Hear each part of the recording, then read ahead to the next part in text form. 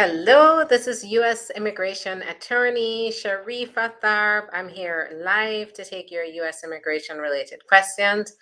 Go ahead and put your questions in the comments today. I hope you are enjoying Martin Luther King Day.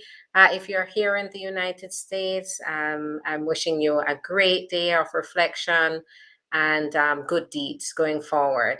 Now, I would like to talk about a topic today that's very um, extensive. So, you hear me talking about fixing your status, getting the work permit, and it sounds great, and you want to know more. So, I'm going to tell you more about how I determine whether you can qualify for to fix your status, meaning if you're out of status or you came across the border without inspection, or your stay expired, how can you fix that situation to continue to stay here in the United States, to get the green card without leaving the United States, and also get the work permit in the process?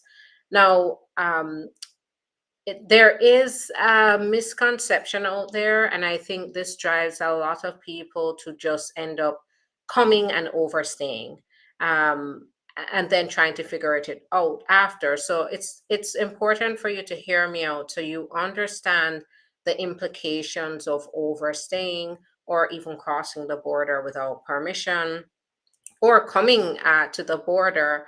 And while coming to the border and seeking refuge is legal, even though it's such a controversial issue right now, there are very specific criteria that the officers look out for in order to grant you any kind of immigration relief at the border that's going to help you to move forward here in the United States.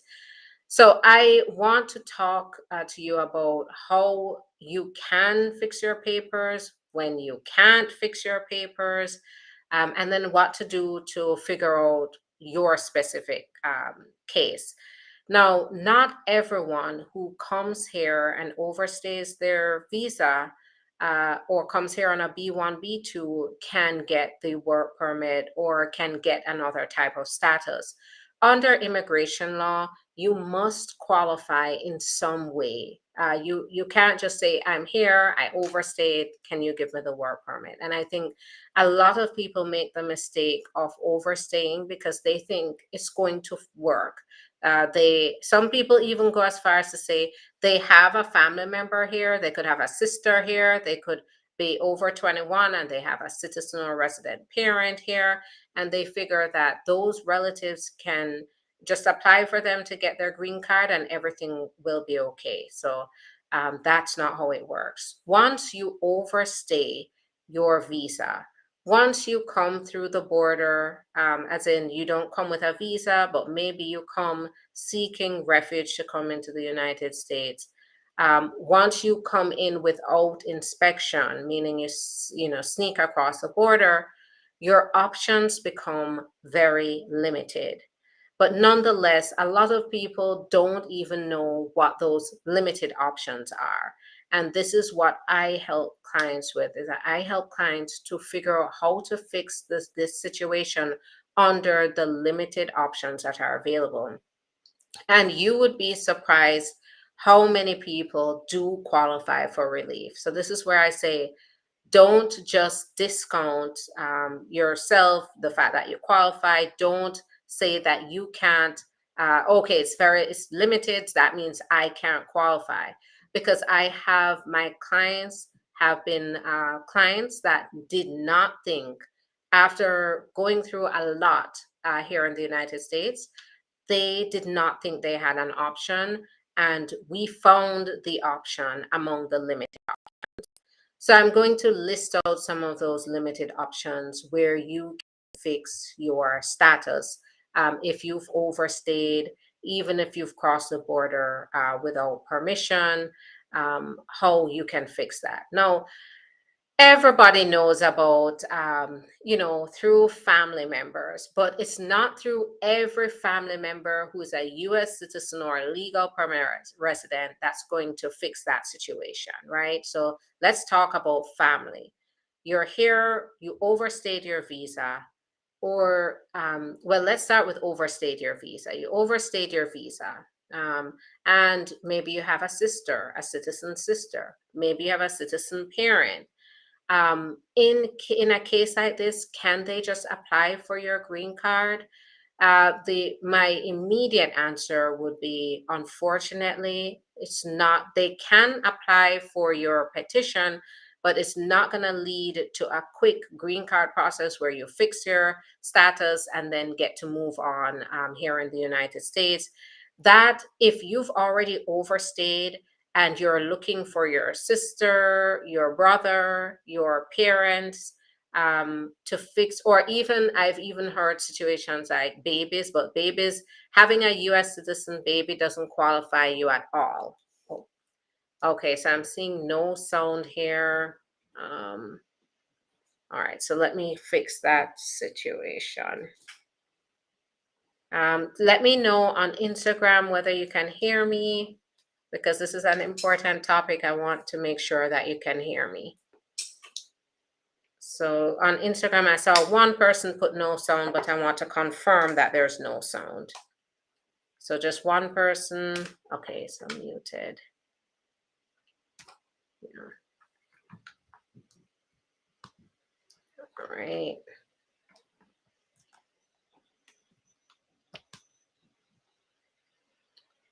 All right, let me come out. I'm just gonna fix this situation here and then go back in.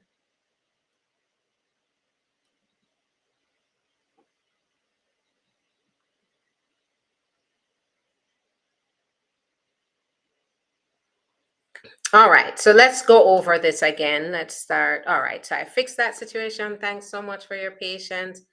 Fix that. So now we're back on track here. How can you fix your status? We started with family. How can you fix your status through family members? So let's start off with this. If you have a US citizen or legal, well, US citizen, because not a green card holder sibling cannot apply for you.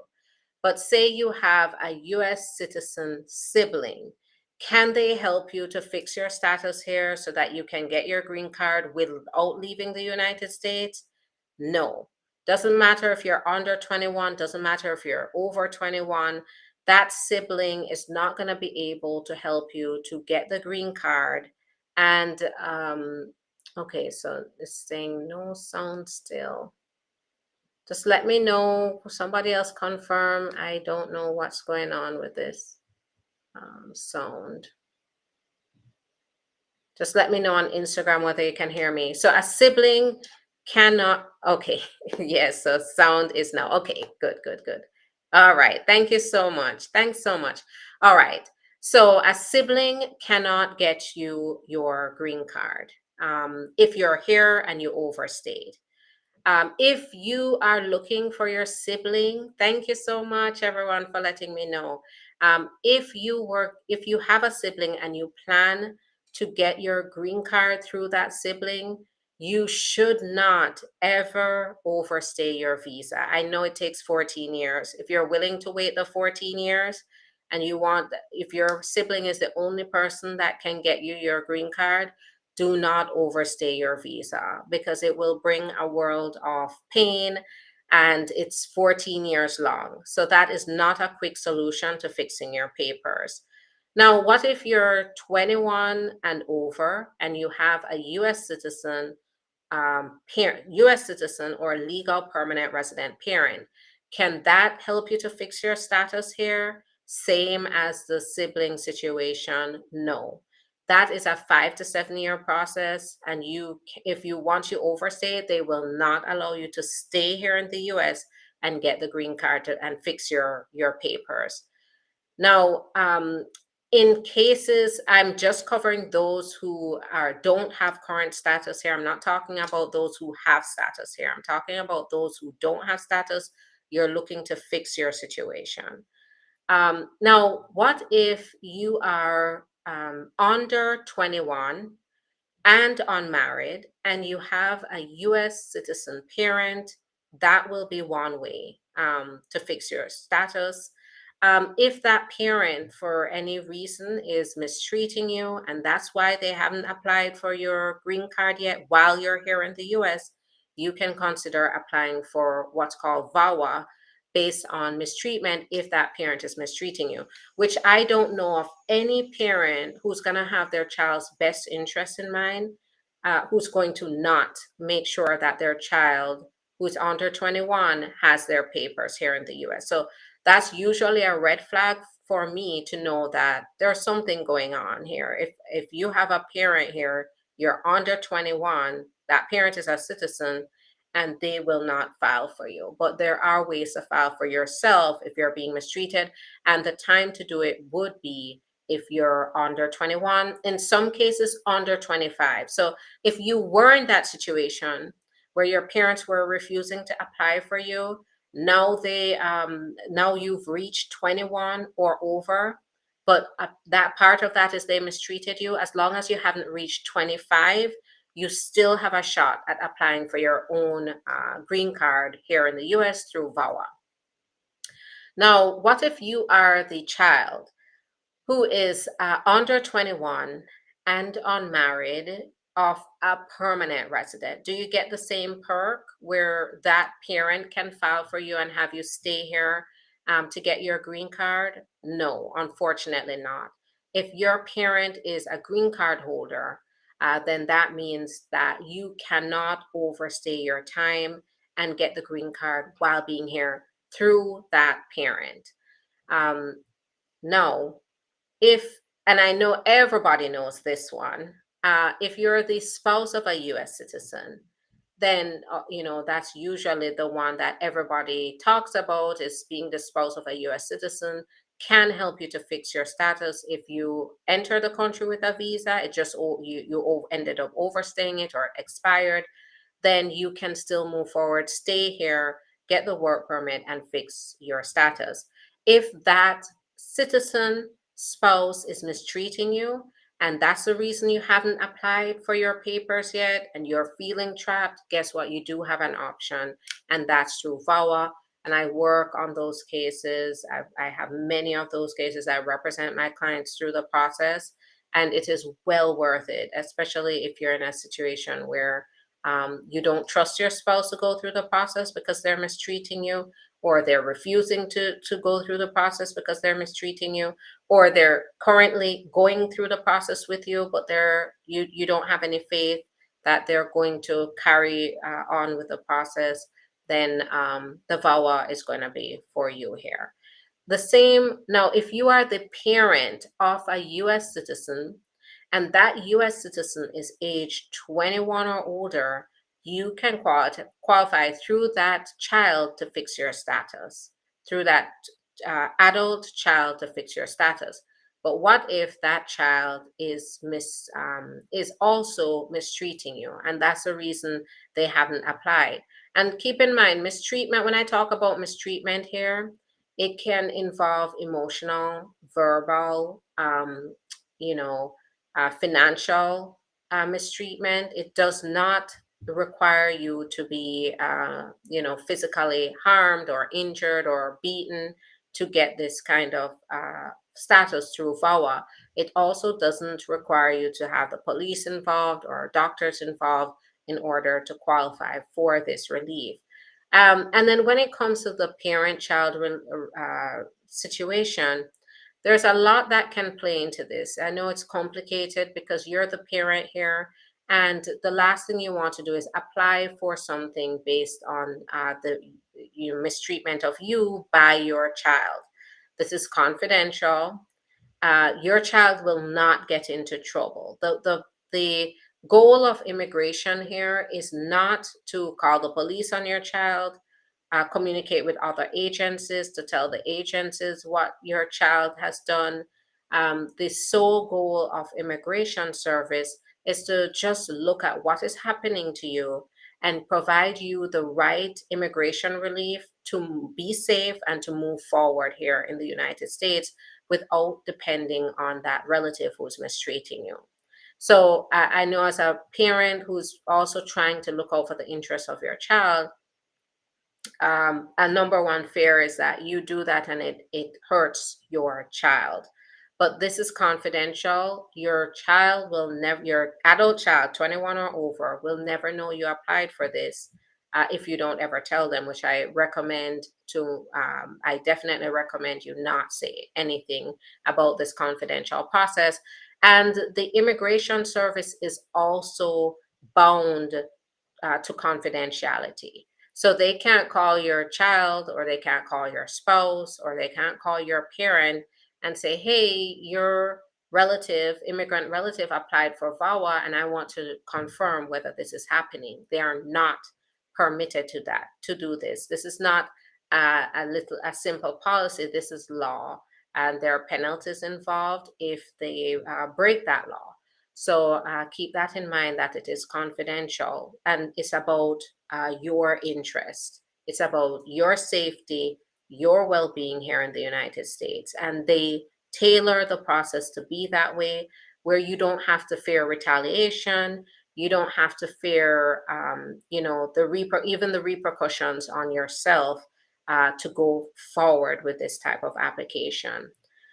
So, when it comes to family, what I've done here is I've shown you the ways it won't work and then the ways that it can work to fix your status. Through family, it can be through VAWA if you're being mistreated, or it could be directly through the family member who then files for you to get your papers, as long as that family member is supportive.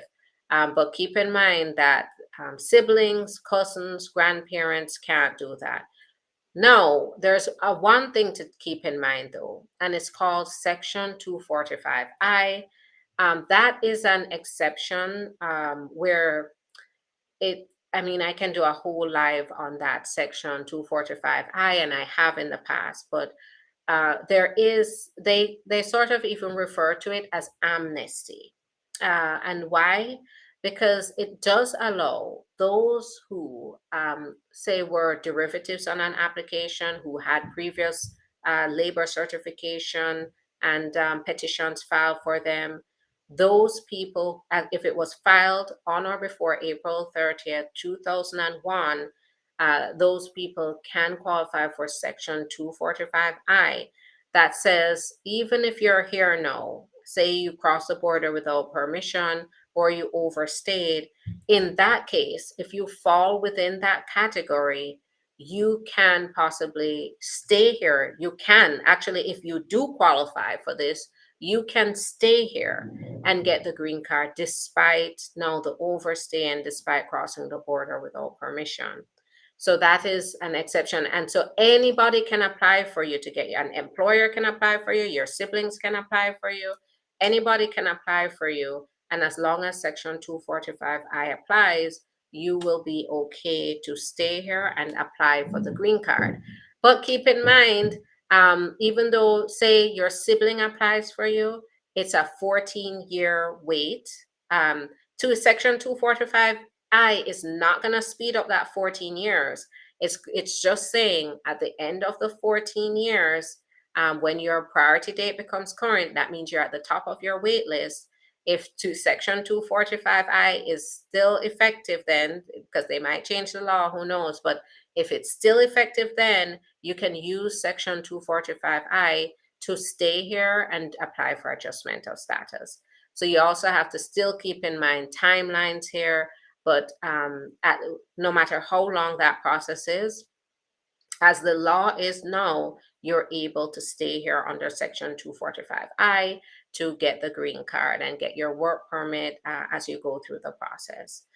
Section 245I works if, say, because another thing to mention here is if, say, you're the spouse of a US citizen and you cross the border without permission, you can't apply, you can't fix your status directly like that. If you're applying for VAWA, meaning you're being mistreated by the spouse, you can still proceed that way.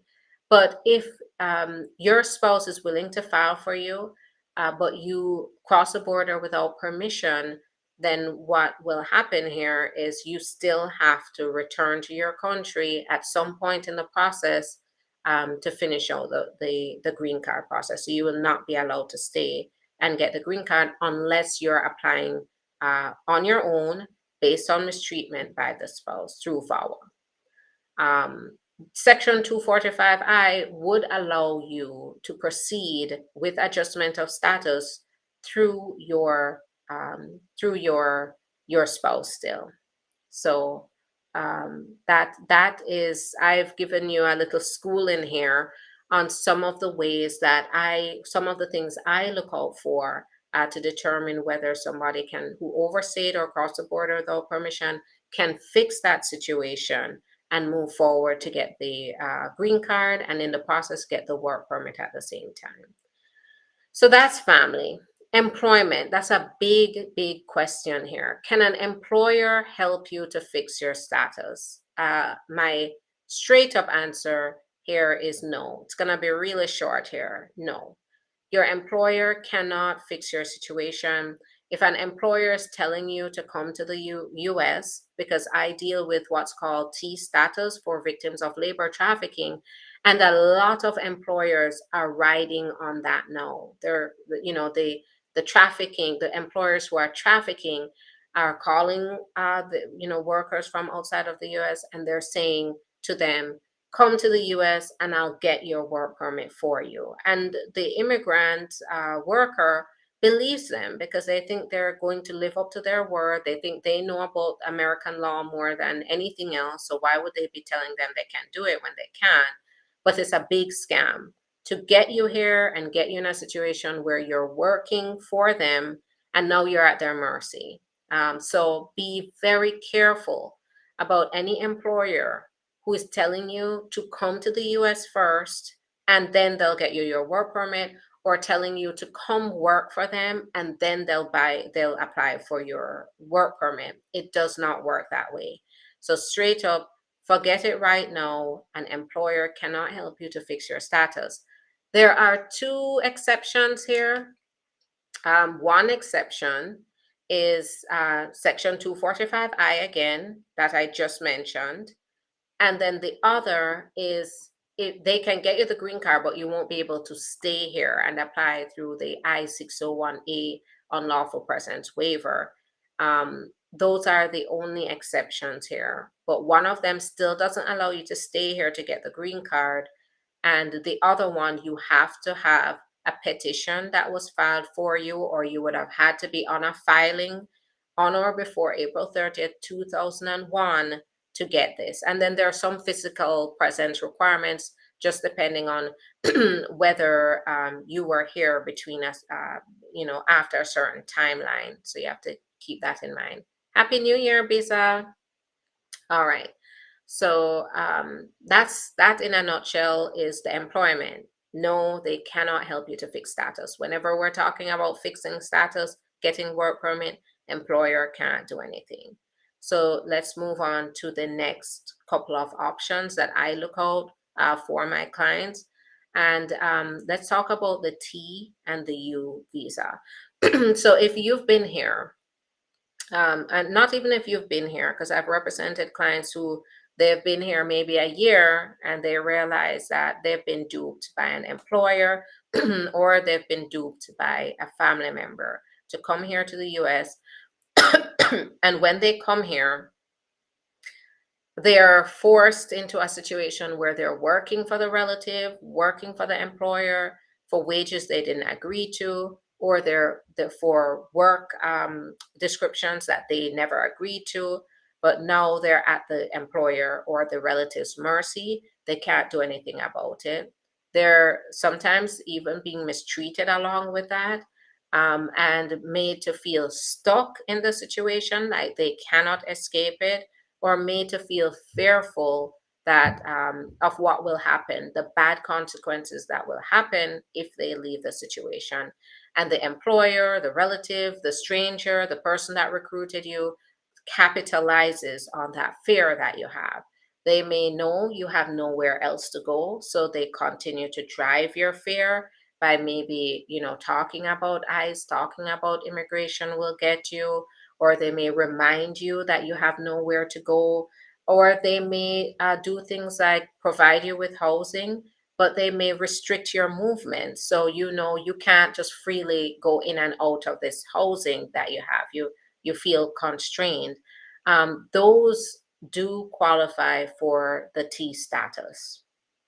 If you've been in a situation like this, which I represent many clients who have been through this type of situation, T status is for victims of labor trafficking. Labor trafficking comes in different forms, and this is, the different forms. At the end of the day, what I would say, how I summarize it is, if you were recruited or offered a job, or you were offered a place to stay at your relatives or friend's home, um, and you thought you were maybe offered work, or you were offered, promise to be sent to school, or promised a green card, or promised a work permit. So that's what drove you to go to this person and accept their offer. Then, after you accepted the offer, you find yourself stuck in the situation that you never signed up for. You're doing more work. They're, mistreating you in some cases. They're, subjecting you to work that you find demeaning, that you clearly was not a part of the deal. Or they're giving you ultimatums, telling you, if you leave, all the bad things that are going to happen to you. These are examples of labor trafficking. So labor trafficking is not just situations where somebody's being kidnapped and tied up and they're missing. Your family can very well know where you are. You can have access to your phone. You can still have maybe even the ability to leave the housing at times, but you're still going through a form of trafficking, labor trafficking, or in some instances, sex trafficking. Um, if you find yourself trapped in a situation like this, and you really did not sign up to be in that situation, but here you are, and you are finding it hard, or you're afraid to leave, then the T status could be for you. The T status leads to the benefit of a 4-year work permit, and you will be able to then apply for your green card after the approval for the T status. So it is a form of relief that has given my clients, changed their lives completely.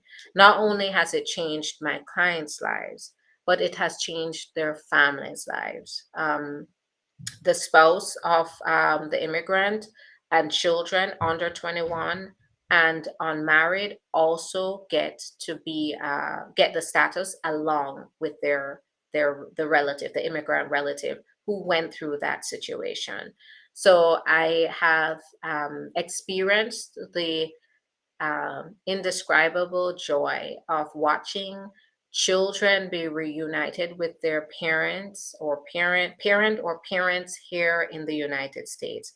Their children, they were separated from their children because they were in this situation, and now they can all be together as a family. So it's something that is such a pleasure for me to be a part of, because these are clients who had no hope. They just thought they had to get married to get the green card or the work permit, or they had to be sponsored directly by a relative. They did not know that they could have a process, that they could be in control of the process. It is also extremely confidential. So nobody will know about this. It is so confidential that the only way that we get updates from immigration is by mail. If we do have to get in touch with them as a lawyer, we do have an email that we can email them. If we say we have a correction to the record, or we have an update, or some issue that we want to iron out, we can send them an email. However, they will never have a status check, because it's so confidential. They will not take calls about your case. They give us the good news by mail, so we have to wait. Somebody here asked, how long does T status take? So it could take 6 months to 18 months. But on average, I'm seeing 10 to 12 months. Most of my cases are being approved in 10 to 12 months. But well, I don't have control. No lawyer has control over processing times. So I do tell clients to prepare for an up to 18-month process. It opens the door for so much more opportunity for not only the immigrants, but their family members. And so not only does the immigrant get the benefit, spouse, the parent, if the immigrant is under 21, the parents can qualify as well. So this is a reason that if you've been through this, don't wait. Children under 21 and unmarried can get this. If the immigrant is under 21, then their sibling who is 18, under 18 and unmarried can also get this benefit. In addition to that, we have had cases where it's not only just the there's maybe a continuing threat. The levels of mistreatment is differs, and every case is different. But you do have some traffickers that continue to be a threat. So I've had clients where the trafficker continues to stalk my clients or follow them or call them or threaten them or threaten their family members in the country. If family members are being threatened and they're not so family members are being threatened and they usually would not qualify, then they can qualify for T status as well for their own protection. So they get the T status along with their immigrant relative, the main applicant, because of a threat. So that is also available. So they do extend the benefit based on different scenarios, but at a minimum, spouse, children do go along with this. And I tell you about this, I stress this one because so many of you out there are going through situations like this, and you just think you're alone, you have no way out, that you have to continue to listen to what the whoever is keeping you trapped like this, you have to continue to comply with them, and you don't. There is you can change the trajectory of where you're going here in the United States. The T status is one of them. Now, the U visa, that's another way. As a victim of a crime, if you've been the victim of a crime, you can qualify for the U visa. Now, if I had to choose between the U visa and the T visa, always gonna be the T visa because it comes through in a shorter amount of time, and you still get the benefit of then going on to getting your green card after approval of the T. But I have had cases where they didn't qualify for the T, but they were a victim of crime. And in this case, another downside of the U is it does take 7 to 10 years to finally get the U visa. So you have to wait 7 to 10 years to get the green card. Of course, you can be here the entire time waiting for that. However,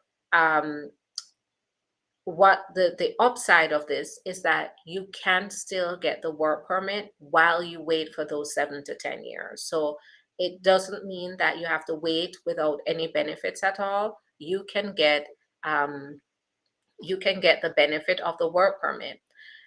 What we do with this one is for victims of crime, it has to be reported to law enforcement. So if you are the victim of a crime, you reported it. Doesn't mean somebody had to be arrested. Doesn't mean that you had to go to court to testify. It doesn't mean that the police have to have a continuing investigation open. You just have to report it, and then we can ask the law enforcement to get a U certification. The downside of this also compared to the T is the U visa requires that law enforcement sign that certification, whereas the T visa does not require law enforcement to sign any paperwork.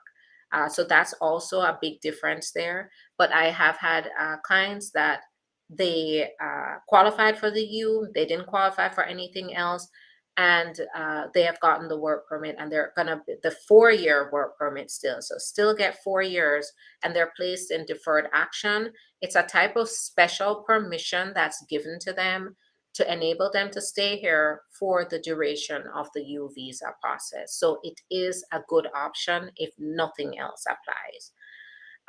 So we've covered, um, through family, through VAWA, through the T visa, through the U visa. And now all of these options that I am saying, that these are ways to fix your status, most, if not all of them, I would say, just being the spouse of a US citizen and crossing the border without permission, you couldn't stay here and get the green card. But if you're applying for VAWA based on mistreatment, even if you cross the border without permission, you could stay and apply for this. So all of them do allow you to still apply for these benefits, even if you've crossed the border without permission.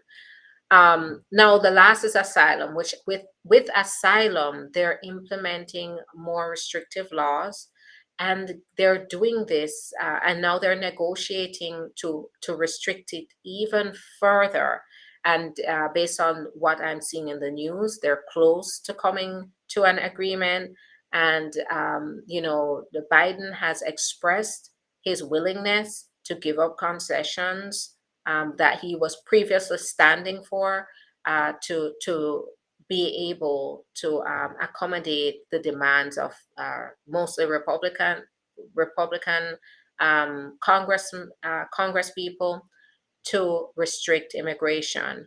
And one of those is asylum, to expand expedited removal, meaning they're going to look for people who cross the border without permission throughout the country, and they're going to take them no matter where they are. They're going to take them and deport them through expedited removal. And they're looking to limit parole. Parole is that special permission that some people get at the border, or if they're processed outside of the United States, to come here because of humanitarian reasons.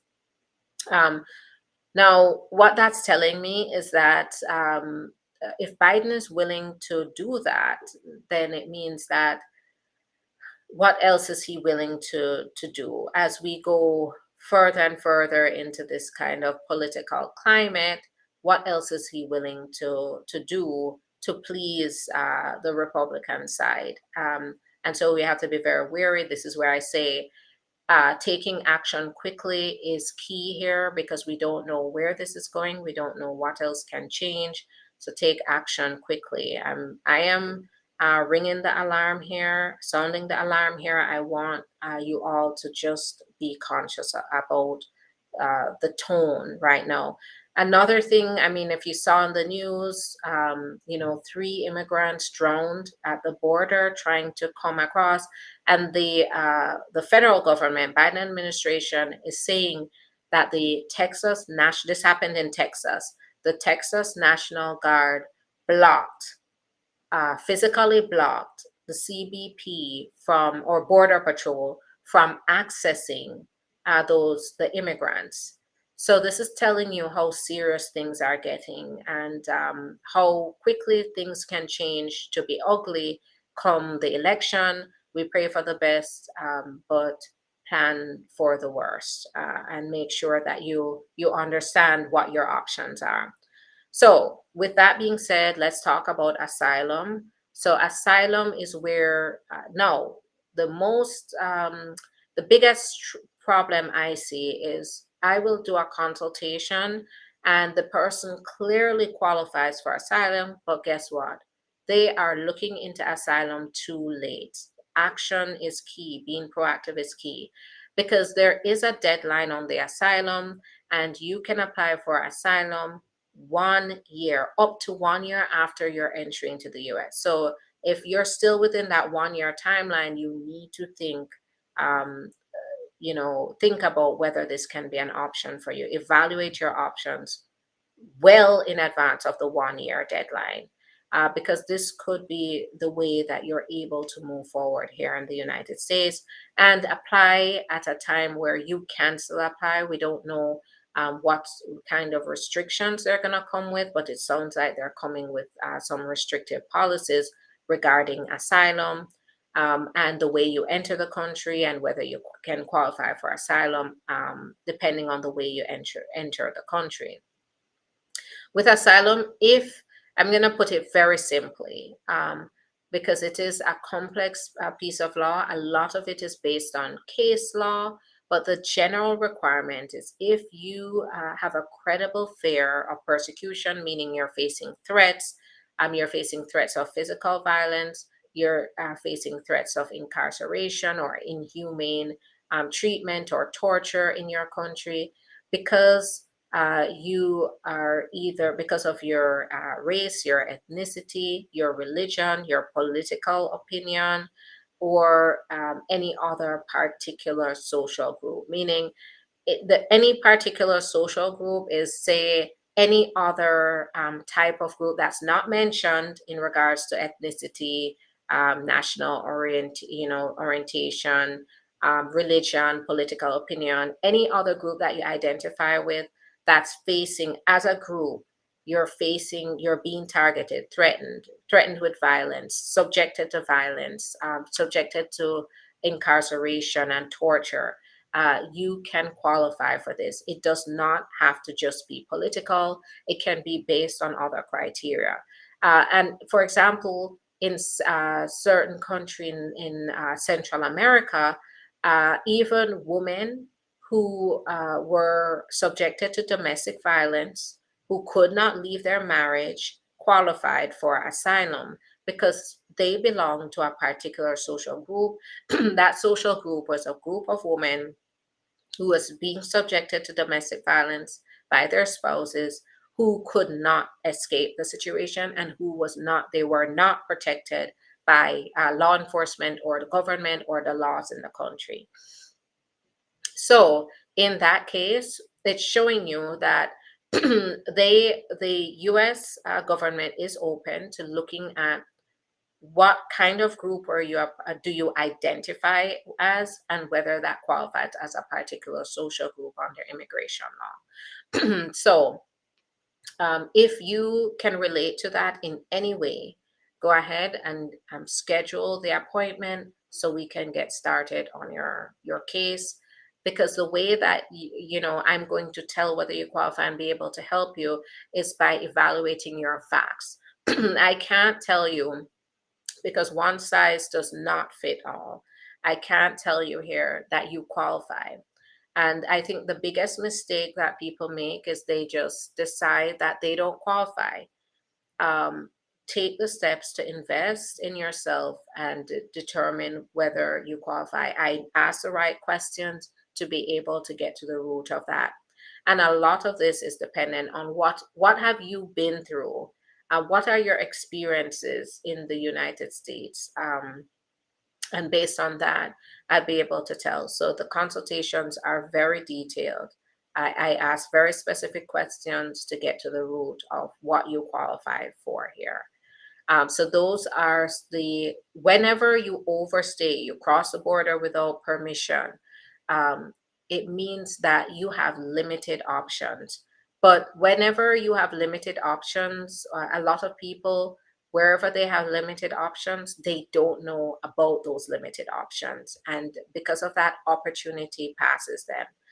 The other good thing about for example, the asylum has a deadline, but the good thing about the T and the U is they don't have deadlines. VAWA does not have a deadline unless you got divorced. If you got divorced from your spouse, you have 2 years to apply for this. If the spouse that was mistreating you passed away, you have 2 years to apply for VAWA after the death. If your relative lost their status, you have 2 years to apply after they lost their status. So yes, even if a green card holder was the one mistreating you, they got deported, but you were mistreated, you have 2 years to apply for the VAWA. And it doesn't matter that they're now deported, as long as you apply within 2 years after they lost their status.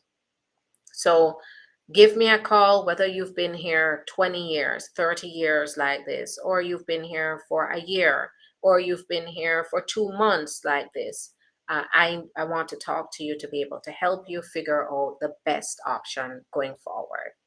All right, so I basically gave you a big nugget of gold there. So the steps you can take is you can just schedule the appointment. Go to the link in the profile, and I will go ahead schedule because my schedule is filling up, and I really do want to help you. So go schedule the appointment, and we can talk in detail about your particular facts. Because remember, the information I'm giving you is not personalized legal advice; it's general information. So you want to make sure that you get the personalized legal advice to understand what your options are. Now I'm going to answer questions. I'm going to dedicate a couple more minutes to answer all these questions that are coming in. So put your questions in the comments now, and I'm going to go ahead and answer the questions. So I was married to a green card holder. She didn't file for me to get a green card. How can I go about getting my green card through VAWA? So if you said I was married, my next question would be, are you divorced? If you're divorced, is it still within 2 years after the divorce? If it is, give me a call. Let's talk about what happened between you and your spouse and get going. There does have to be mistreatment of some sort or extreme cruelty. So let's talk about the facts here, because a lot of it depends on facts, and get straight to work on your case. Can you put in an expedite request for a VAWA work permit? You can always ask for an expedite request, but keep in mind that expedite requests are granted sparingly, and it really depends on what your reason for the expedite request is. It usually has to be based on an urgent humanitarian need. It needs to be maybe show that you need to show a mistake that immigration made that now justifies it to be expedited. I know during the COVID, they were expediting requests for work permits for healthcare workers and childcare workers. And it also, if there is something to show that there's going to be a great financial or economic loss, then that can also count as well. What if my parents file for me and I get denied? So right now they're not following the policy of deporting people or getting you into trouble, getting you into further problems if they deny you. But it means that you're going to be at square one. You maybe faced a lot of wasted time and money. So this is where it's important to make sure that process is going to work. Can a green card holder file for an out of status F1? So no, a green card holder cannot. So if you have a green card holder relative, by all means, do not overstay, because they cannot help you to fix your status and get the green card while you're here in the US. That's usually reserved to US citizens for their spouse, their children who are under 21 and unmarried, or their parent. Also, just to make it very clear, if you're the parent of a US citizen, if you say a baby, that baby's not going to get you status. So, good day. What about when you come on the border and meet a husband? So that gets very complex, because it's going to depend on how, when you came in through the border, what did they give you when they were releasing you? Did they give you parole? If they granted you parole, and not conditional parole, but it's like a type of humanitarian parole, then adjusting status may still be possible. If they referred you to immigration court, now you have hearings, that means you're in removal proceedings. And if you do get married, you have to show the court. You can definitely apply for adjustment of status if that spouse is a US citizen, but you have to show by clear and convincing evidence, which is a very high standard to meet. Clear and convincing evidence that your marriage is bona fide, your marriage is real. So you have to be very mindful of that, and it just depends on what happened when you came in through the border. Can an asylum seeker change his or her status to an H1 visa? So if this is H1B visa, it's gonna depend. If you're asylum seeker, but you're still in status, as in you haven't overstayed your time, then it is possible. But when you are applying for asylum, you are in a gray area where you don't have status, but you're not exactly out of status, and you're not accruing unlawful presence. So you wouldn't be able to adjust status through an employer, because H1B visa is an employment based visa. And remember, I said earlier that an employer cannot help you to fix your status. So if you've already overstayed, they're not going to be able to apply for you to get your papers unless you qualify for the I-601 A waiver or 245I, Section 245I.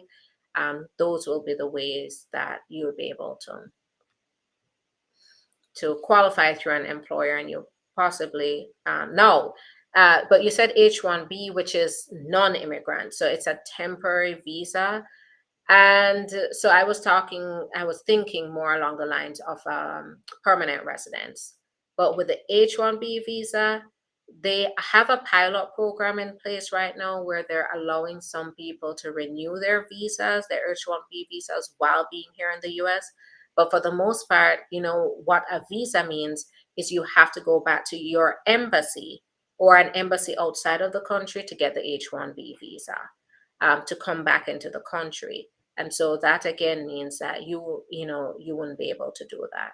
I was adopted in America when I was a minor. I left without being filed for, but I have the adoption certificate and my adoption parents died. Any advice? This is going to require a consultation. There may be an option here, but I have to understand all the facts here to see what can be done. Can a green card holder file for an out of status F1? So I answered that. What if you don't have anything joint with your spouse? So, um, you know, I always say this. If you are married to your spouse and you intend to move forward with your spouse in a meaningful way, to plan a meaningful life together with your spouse, you're going to have something. You're going to have something to show for it. Yes, some spouses keep their finances separate, but as a married couple that's looking to plan your lives together, what are you doing as a married couple?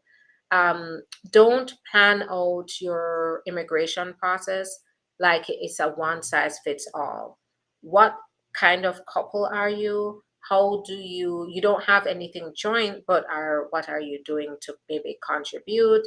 Are the both of you putting into bills? Is your spouse giving you money? Are you giving your spouse money? Who's paying the rent? Who's paying the utilities? Do you divide the rent? If you're driving, you both of you might be on the same insurance. So it just depends. But I say it's, and this is where an officer is not going to be very sorry for you when they're denying you, because the officer is thinking along that lines. If you are married and looking forward to a meaningful life together, you're gonna have something to show for it. And this is what you need to look for. How do you prove that you were emotionally and verbally abused by your spouse, especially if you have broken up? So, a very big part of the VAWA petition is the detailed declaration. That is accepted as evidence as long as it provides the detail that the officer requires to understand is credible evidence and that you went through it.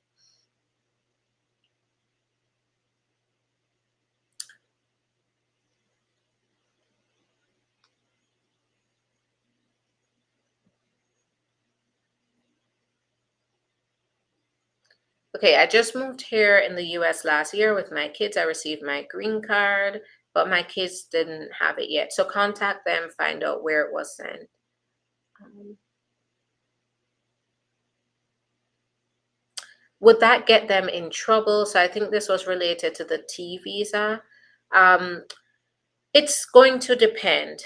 I would say in all the T visa applications that I have represented my clients on, and I've done a number of them. I've never had an employer get into trouble unless my client wants that they want justice. But in most cases, this is so confidential that the immigration service and all the agencies that are involved are more focused on the confidentiality and getting you the relief you deserve to move forward in this situation.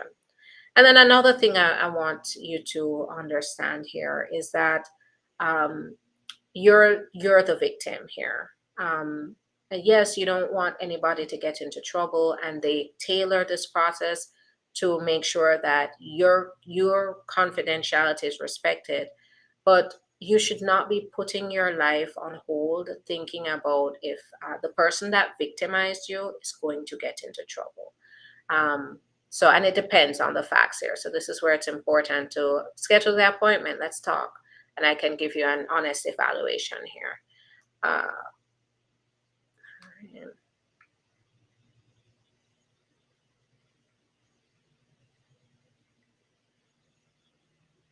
I've applied for asylum, have received my work permit, but having a difficult time financially. Can I apply for housing assistance? You'll need to contact the public assistance office in your state or in your town to figure out if you qualify. Just be very honest with them about what your situation is and your immigration status. Don't claim citizenship. Don't claim to be a permanent resident. Don't claim to be anything you're not, and just let them know, and they'll be able to evaluate your paperwork and determine whether you qualify for any kind of assistance. Can a green card holder getting married to an F1 student who is no longer in status? So marrying a green card holder is not going to fix that. Um,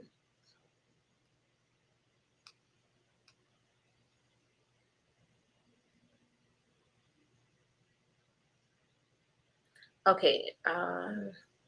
My case has been reviewed from I-485 since June 6, 2022. What can I do? It's going to depend on what's happening here in your case.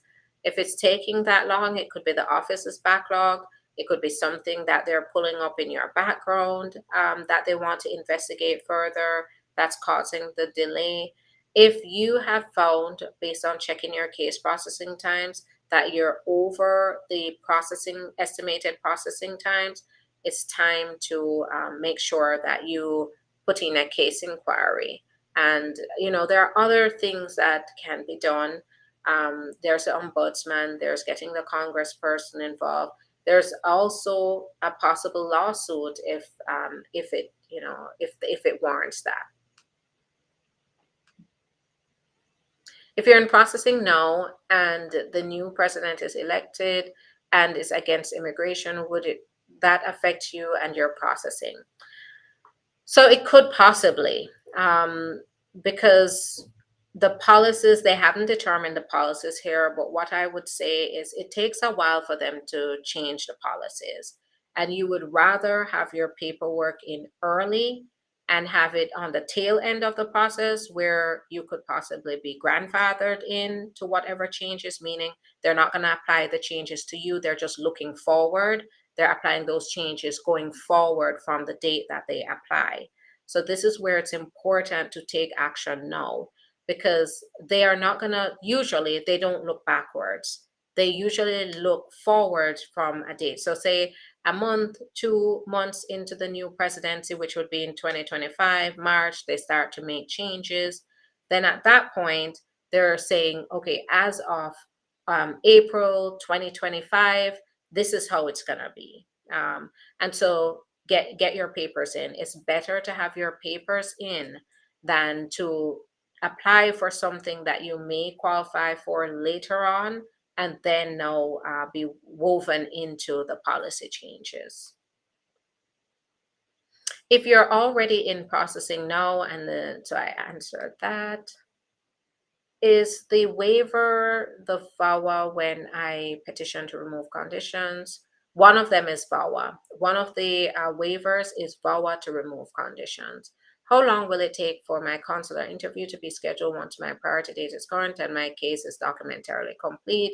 I've seen a year and a half to 2 years. Is it possible to be eligible to work without being in the US?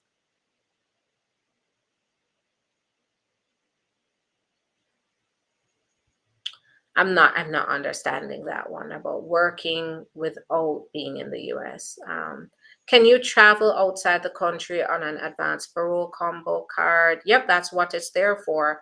Whether it's advisable for you is another situation.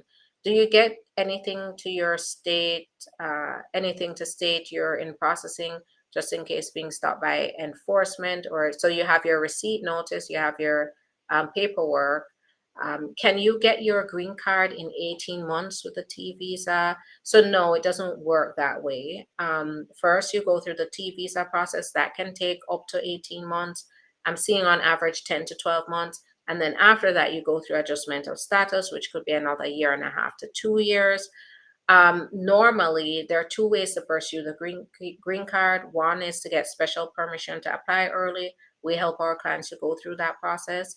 And then the other is to wait 3 years on the T status and then apply then. Can you marry when you enter in America from the board? I answered that. All right, so let's go to the YouTube. I'm making my way over, so just bear with me. Thanks for your patience. Is traveling, okay, so I saw that. Is traveling with the combo card safe?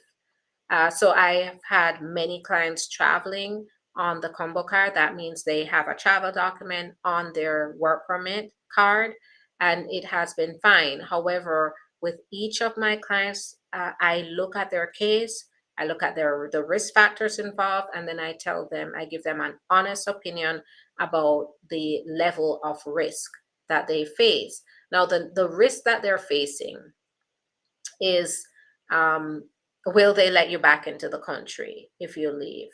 I would say this. If you say you've had a past deportation on your record, you've been arrested for some form of drug offense or something.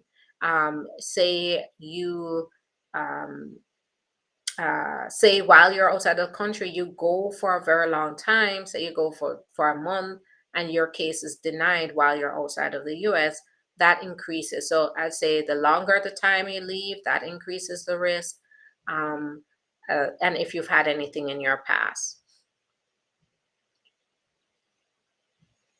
Good afternoon. How can I speak with you? You can schedule your appointment and go ahead, schedule now because time is going by. And as time goes by, my schedule is filling up. I can't even keep up with how many appointments I have. So please make sure we're in February right now. It's not going to get any better. So please go ahead. I want to help you schedule your appointment ASAP.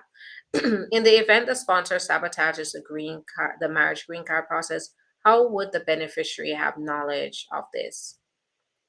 The scary thing is in some cases you may not even know. The ways, for example, my clients who have applied for VAWA have found this out is they just happened to come by the hidden mail. They found the mail that was hidden by the petitioner, and the petitioner wrote a letter withdrawing their application, or they've gotten a decision letter after the interview where they say in the decision letter, the denial usually, that the petitioner, the US citizen spouse, admitted in the interview that it wasn't a real marriage, just to sabotage the process. So the scary thing about it is you may not know um, that they have done this. You may not know what they've said because you don't have access to whatever information they're communicating to the immigration service. This is why my number one recommendation here is if you have that your spouse is not treating you well, they're mistreating you, they're subjecting you to extreme cruelty, you don't trust them because of this, do not go through this process with them, because if they are sabotaging you in other ways, they will make sure you don't see that green card. And they are citizens. In most cases, they're citizens or they're permanent residents. They don't have anything to lose here. You have everything to lose going into that. Everything becomes a lot more complex, and even the VAWA case becomes more complex. So if you don't trust your spouse to go through this process, participate in the process with you, then we need to talk and figure out if the VAWA is going to be for you.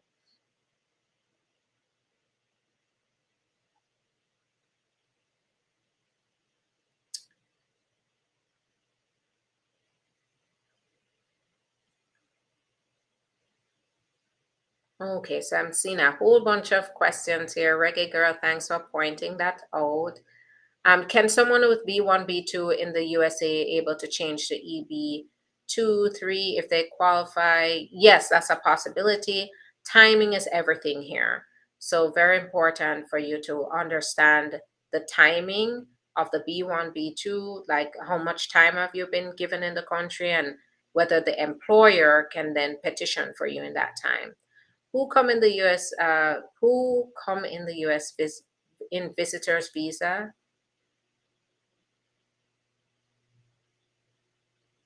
So I'm not coming with a visitor's visa is not going to get you anything.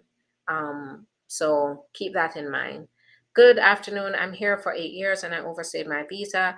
Is it possible I can adjust status anyway? Uh, uh it's possible, but you can't just print the adjustment of status application and file for adjustment of status. I just went through all the possible, well, not all, because there are over 21 ways, but I have went through the limited options available to get through adjustment of status. Does involve adjustment of status if you've overstayed. So if you're in this situation where you want to adjust your status, you're trying to figure out your options, this is where you need to talk to me. Because I know I gave you a lot of information, and you're not an expert. I tried to make you aware of these options, and many of you can relate to this, but it's a lot of information that I've given you. So you need to just make sure you schedule an appointment so I can sift out your facts and determine whether there's an option for you. Oh, thank you so much, Christiana. I appreciate that. I was approved for VAWA and I filed for fee waiver for myself and for children. We were approved yesterday. When should we be expecting approval of the green card? So I would say about another year, 6 months to a year after the approval for the VAWA.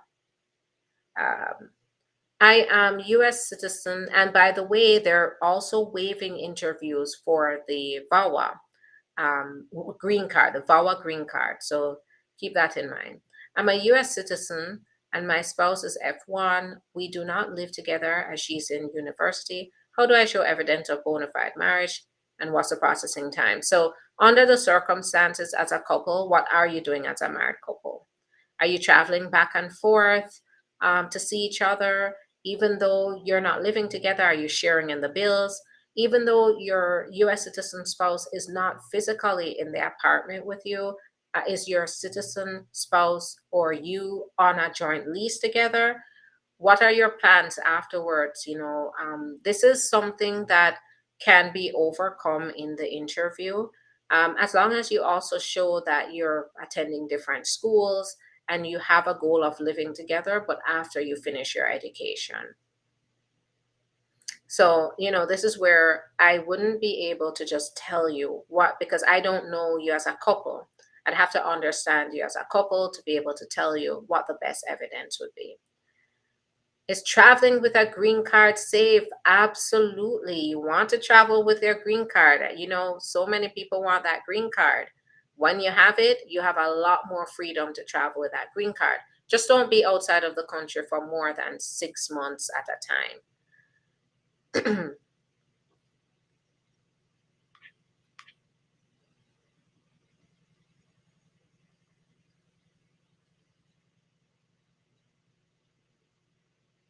How long after EOS or AOS. While overstaying, can you change your status? So I need to talk to you because you have, once you overstay, once you say the word overstay, your options become very limited. Doesn't mean it's impossible, because I have represented clients where they thought it was impossible, and we still turned the impossible to them possible. But I need to understand what your situation is, to figure out if there's an option for you. All right. So finally on TikTok, I'm going to answer these questions, and then I'll work on getting on tomorrow again. But I've dedicated a whole hour and 10 minutes to this, because I know I sometimes can't make it. So it's really been a pleasure. Let's get on to these questions on TikTok. I just approved last Friday my I-485. How long to get a physical card? I'd say a week or two.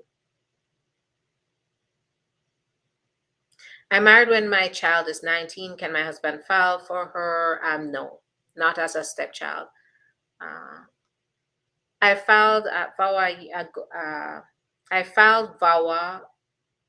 I don't know, I think a year ago. Now they sent me a notice for an interview January. Why, please? So I'm not sure. For the interview I-485. So usually you have to be approved for the VAWA before you get an interview for the I-485. So I'm not sure what's going on. You need to talk to your attorney or call immigration and bring this to their attention. Procedure of getting visa for my niece and nephew to visit their critical ill grandmother. So your niece and nephew have to apply for a visitor's visa. They have to show that they have strong ties to their home country to come to the U.S. Is asylum EAD taking more than 30 days after 150 days pending? So 150 days and then 30 more days until they can issue the work permit. My husband did his fingerprint on February 2022 and I haven't heard back. Is that normal nowadays? So if you're the citizen and your spouse is the immigrant and he did his fingerprint, I'm seeing cases that my cases usually are resolved in 8 to 10 months. My shortest so far has been 5 months, and colleagues that I know have had it in shorter timelines. So I would say that's pretty long. That's going on almost 2 years. Is asylum EAD taking more than 30 days? I answered that. Does previous schooling affect cases studied on F1? It expired and went home, and years later returned on B2. If there's something you're concerned about, that's where it's very important to schedule a consultation. Not usually, but what's going on that you're concerned about that. When I get a decision for I-485, after interview is 3 weeks now. So they might be looking into something further here.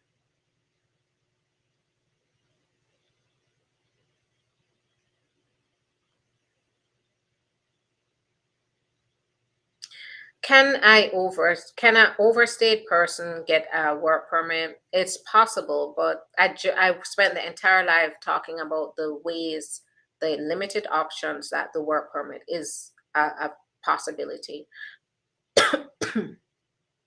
How soon after marriage can file for divorce? That's up to you. It depends on what's advisable under your circumstances. I'd have to know more. Where are you located? We're located in Boca Raton, Florida, but we do represent clients in all 50 states and around the globe.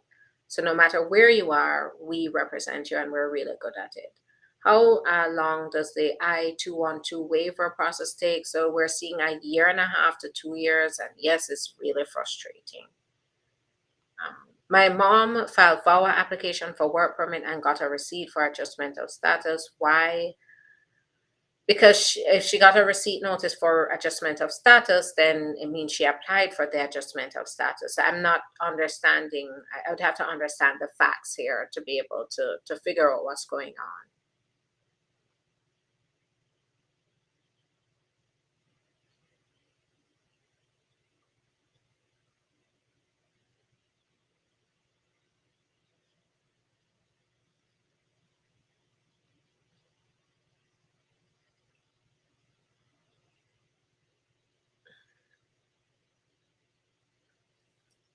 Can I file NIW with 8 years teaching experience and bachelor's chemistry and pharmaceutical sciences?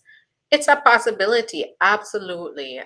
You do have to show that you are going to come to the United States to achieve a goal that's of national importance and substantial merit, that you do have the ability to achieve that goal, and experience plays a lot into that, along with other factors.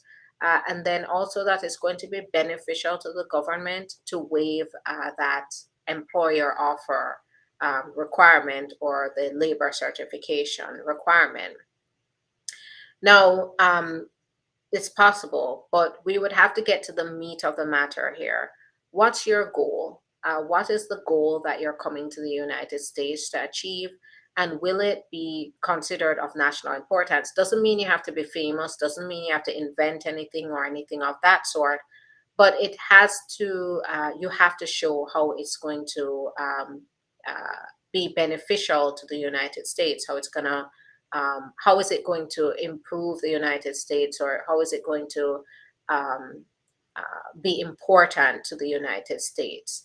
So that's the key there. So focus on the goal, and then the experience and what you've achieved can back up the fact that you have the means to achieve that goal. T visa, what do I need to submit? How is going to be credible without police certification? So this is where I would never recommend you do your T visa by yourself. It is a complex application process, and you want to make sure you get legal guidance here. My mom filed for me as an LPR. She's now a citizen. Will my case move to a different category? Yes, it will, but it's not going to make much of a difference. Both of them are still taking 5 to 7 years. If you're 21 or over, which I suspect you are. I got married when my daughter is 19. Can my husband file I-130? No.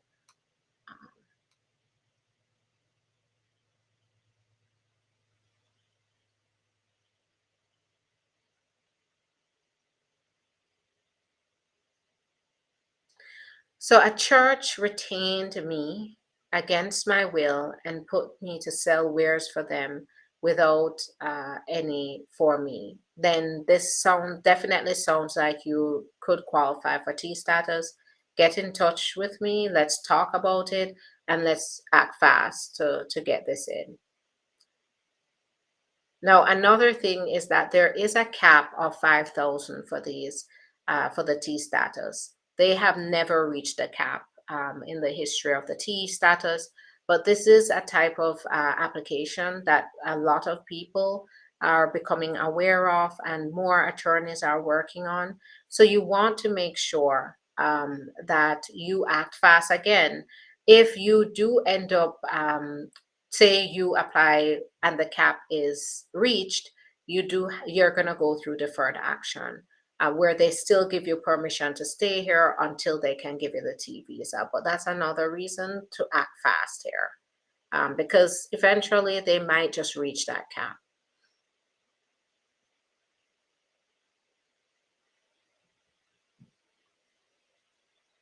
All right, that's going to be it for me today. Thanks, everyone, for your time. I am going to be back tomorrow, so just think of your questions. If I didn't get to your question, please make sure that you keep the question and then come back tomorrow. And it's going to be a lot shorter tomorrow because today is a holiday, but tomorrow we're back to work, and so it's going to be a lot shorter. I was very glad I could dedicate this time to this live and give you some important information. I'm looking forward to seeing you tomorrow, so just save your question and ask tomorrow. If you want to schedule your appointment, do it now, do it quickly, because time is filling up. Go to the link in the profile, go to the description in the video below, and then go ahead and schedule. You can schedule your own appointment, or you can call the office by getting the number on the website. The number is also going across the screen. Go ahead, call, and they will be more than happy to help you as well. Thanks, everyone. Have a good day. Bye.